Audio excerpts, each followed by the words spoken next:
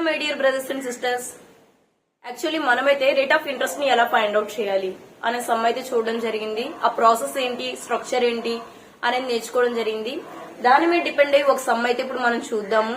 First of all sum చూద్దాం. Difference between compound interest and simple interest for 3 years and for 2 years are in the ratio of 19:6. What is the rate of interest? అక్కడ sum లో ఏమైతే ఇచ్చారు అంటే గనక compound interest కి simple interest కి మధ్య డిఫరెన్స్ ఏదైతే ఉందో అది 3 years కి and at the same time 2 years కి, అంటే 3 years కి ఏదైతే తీసుకున్నామో వాటి compound interest and simple interest, at the same time 2 years కి ఏదైతే తీసుకున్నామో వాటి compound interest and simple interest difference ఏదైతే ఉందో వాటి రేషియో 19:6 లా ఉంది. అయితే రేట్ ఆఫ్ ఇంట్రెస్ట్ ఎంత అనేది ఫైండ్ అవుట్ చేయమన్నారు. మనం rate of interest find out చేయడానికి ఒక స్ట్రక్చర్ అయితే తీసుకున్నాము. ఆ స్ట్రక్చర్ ఫస్ట్ వేసుకుందాం. డిపెండింగ్ ఆన్ ది స్ట్రక్చర్ మనం సమ్ ని ఈజీగా సాల్వ్ చేస్తాం. Only 2 or 3 steps and only 2 minutes time taking. Okay,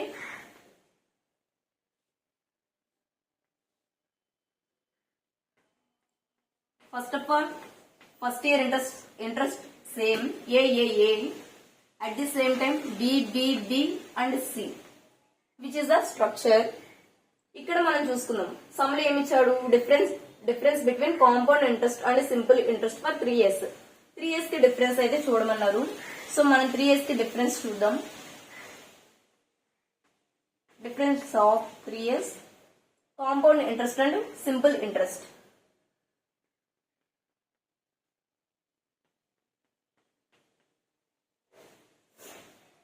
compound interest వచ్చేసి 3A 3B plus C.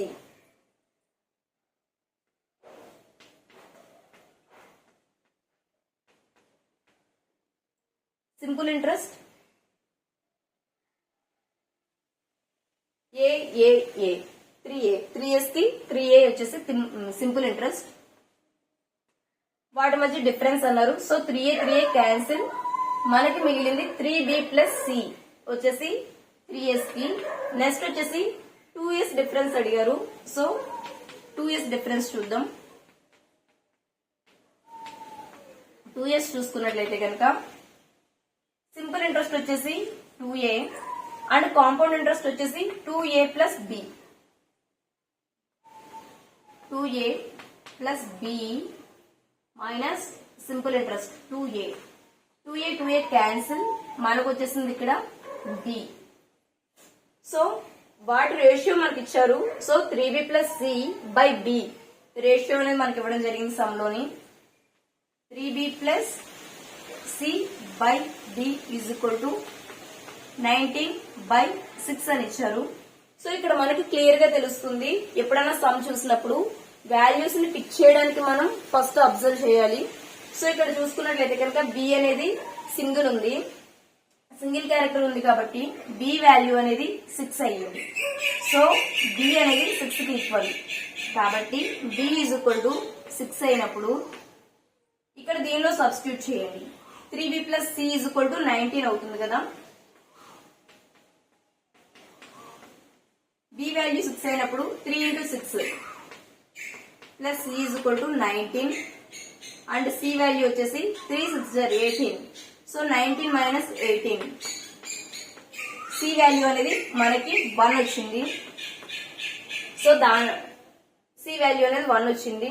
So మనకి ఏంటి, రేట్ ఆఫ్ ఇంట్రెస్ట్ అనేది ఫైండ్ అవుట్ చేయమన్నారు. రేట్ ఆఫ్ ఇంట్రెస్ట్ ఫార్ములా ఏంటి, మనం ఎలాగైనా తీసుకోవచ్చు. B బై A ఇంటూ 100 తీసుకోవచ్చు, లేదా C బై B ఇంటూ 100 తీసుకోవచ్చు, A బై P ఇంటూ 100 తీసుకోవచ్చు. ఏం తీసుకున్నా సరే రేట్ ఆఫ్ ఇంట్రెస్ట్ అనేది మనం ఈజీగా ఫైండ్ అవుట్ చేయగలము. సో దీని నుంచి మనకేంటి, B వాల్యూ తెలుసు, C వాల్యూ తెలుసు. సో అవే ఎందుకు తీసుకోవడం, మనం C బై B నే తీసుకుందాం. C బై B తీసుకోండి. So C by B into 100 is equal to rate of interest అవుతుంది. సో C వాల్యూ వచ్చేసి మనకి 1 వచ్చింది, B వాల్యూ 6 వచ్చింది. 1/6 ఇంటూ 100. మీరు ఏదైతే పర్సంటేజెస్ చూస్తారో ఆ పర్సంటేజెస్ లోని కొన్ని మనం నేర్చుకున్నట్లయితే ఈజీగా ఎలా చూసినప్పుడు మనం వెంటనే చెప్పేయగలం వాల్యూస్ అనేవి. మీరు ఇది చేయాలి అంటే కనుక క్యాలిక్యులేట్ చేయాలి, ఇంటూ చేసుకోవాలి, అవన్నీ చేసుకోవాలి. సో అవేం చేయక్కర్లేదు.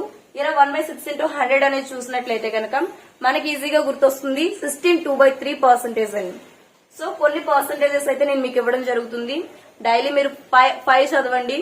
ఆ 5 చదువుకున్నట్లయితే కనుక ఈజీగా మీరు ఎక్కడైనా ఒక పర్సంటేజ్ చూసినప్పుడు దాని వాల్యూని చెప్పగలుగుతారు అండ్ సమ్ ని ఈజీగా విత్ ఇన్ సెకండ్స్ లో చేయగలుగుతారు. సో 1/6 into 100 అంటే 16/2/3. సో ఆర్ వాల్యూ వచ్చేసి మనకి 16/2/3% అనేది అయితే రావడం జరిగింది. Thank you so much. Next ఇంకో సమ్ చూద్దాము. దాంతో కాంపౌండ్ ఇంట్రెస్ట్ అయితే టాపిక్ క్లియర్ అయిపోతుంది. ఓకే.